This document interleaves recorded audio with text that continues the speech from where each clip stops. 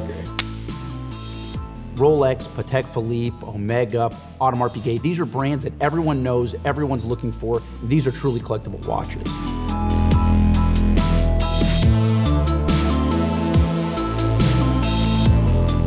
So in 2018, it's really a special time for the watch industry because I believe there are more collectible and special watches or more in-demand watches than really there ever has been before.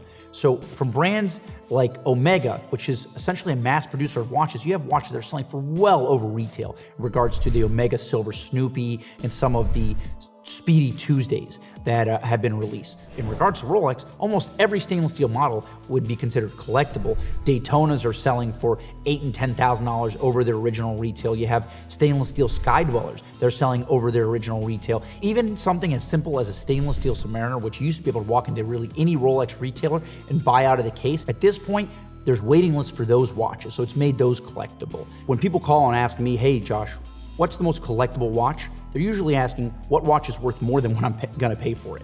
So there's that is a segment in watch collecting.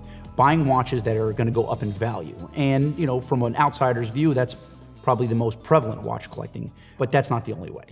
Other ways that you can collect watches are by brand or by models. So if you wanna get the most iconic watches from every single brand, that's a way to collect. You can start with Rolex and buy a Submariner, you can buy a GMT, you can buy an Explorer, you can buy a Daytona, a Rolex President, a Sky Dweller, and so on and so on. So you can collect by brand. You can even collect by model. So if you decided, I really love a Rolex Daytona, you can start all the way back to the early 60s and start with the first Daytonas and go all the way up through every different version up to 2018 with the ceramic Daytona. So you can collect many different ways, and it really shows that watches mean so many different things to so many different people, and collecting takes many different forms. What makes a watch collectible is really demand. And that doesn't mean high demand, that just means demand. So if I have a demand, or if I feel like I want to collect every single Rolex Oyster Quartz, so that watch is collectible to me because I can have more than one model. Watch collectability is not something that is concrete in perpetuity. So watches that are collectible now, in the future won't be, and watches that were not collectible at the time that they were manufactured are highly collectible. Case in point, say a Rolex 6239, which is the Paul Newman, 2017 sold for $17 million. This is a watch that had a retail price of a few hundred at the time. All right, and while inflation certainly accounts for some value increase, it certainly didn't go from a few $100s in the 60s to $17 million now. Iconic is a word that's thrown around a lot when it comes to watch collecting, and what it really comes down to is, can you identify that watch with that brand? So when you're wearing a Rolex Datejust, anyone on the street is going to recognize that watch as a Rolex. So while the watch might not be as collectible in terms of value retention, it's collectible in the sense that it's iconic for the brand. Now in 2018, a lot of watch manufacturers are chasing trends, but in the past, a lot of the watches that have become iconic now were really brands chasing innovation. So the Rolex Oyster Chronograph was a watch that was very innovative for its time. It was a water-resistant mechanical chronograph, okay? Right now, it doesn't seem like a serious feat. Anybody can make that watch. But back in the early 60s, that was a really hard watch to make.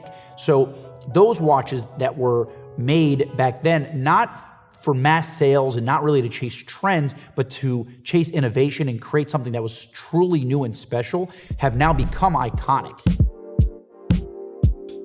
A lot of times when people are looking for collectible watches, they're looking for the Panerai Bronzo of that brand. Panerai is a really interesting brand because they really only make dive watches. So while a lot of different brands like Rolex makes dress watches, dive watches, sports chronographs, Panerai is really just a dive watch company. They show a cross-section of how collecting changes. In the early 2000s, when Panerai was starting to gain steam, there were lower price watches. They all look kind of very similar to what I'm wearing today, the Luminor, and they kind of skyrocketed in price going up until like the end of the early 2000s.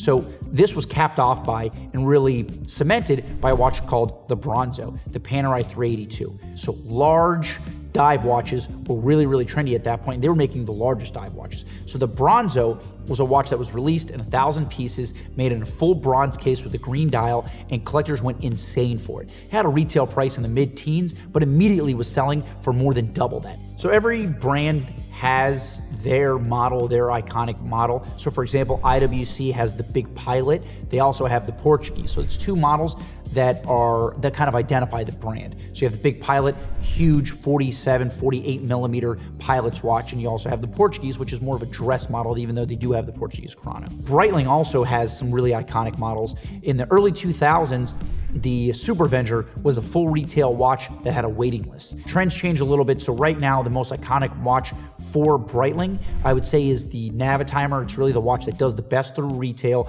and that kind of defines the brand. JLC is an interesting brand. They have a standpoint of all their models are going to be in-house movements. They have a lot of different models that range the entire span, so you can really have a collection of only JLCs and really have something in every category. The watch that really defines them, I guess you would have to say it's the Reverso, because it's really something that's really only theirs. There's no other brand that makes a Reverso type watch currently. In the past, there's a few different brands that tried it, but the Reverso is something that's special to JLC. So I guess if you'd have to say what is the iconic model for JLC, it's gonna have to be the Reverso. Tag Heuer is really an interesting brand. They are what you would call a mass manufacturer of watches, and they do have some iconic models. None of them are going to be holding a ton of value or what a lot of people would call collectible, but you can look towards the Carrera line. So a lot of people who are getting into watches and looking to see, what's cool and what's hot and what should I spend my money on, they're going to look at Tag Heuer because they do a great job of marketing. The Carrera is really the model that a lot of guys look at. There's also the Monaco. The Monaco is the square case watch that is really hot, and they sell a lot of those watches. There's a lot of jewelry brands that make men's watches, but no one as successful as Cartier. And I believe that's because of their commitment to making good watches. Cartier has a wide range of different watches. They make a Cartier Santos, which is gonna be a square watch. They make the Tank, also a square watch. They make the Philippe Chronos, and they also used to make Roadsters. All very distinct watches that you really can't mistake for anything else. But I'd say that Cartier is best known for square watches. So the Tank and the Santos are really what they're known for. Those are their iconic watches. Then you move to other brands like Audemars Piguet. So the hottest time in their entire history, they have really changed the game in terms of the way that they distribute watches, and that's really had a huge impact. But Royal Oak, stainless steel Royal Oaks, are selling at or above retail on the pre-owned market. The main watch that has really changed a lot of things is the Patek Nautilus. So the stainless steel 5711 with the blue dial is a watch that is selling for basically double its retail, and they even had to make a price adjustment to increase their retail to kind of quell demand a little bit because the watch was selling for so much money. So in 2018, it's a really exciting time for watch collecting. It's a little tough for some people because watches that used to be affordable are no longer, but it's an all boats rise type scenario, so watches across the board have become collectible, and it's a really special time. I'm Josh of Watchbox, and this is my take on iconic and collectible watches.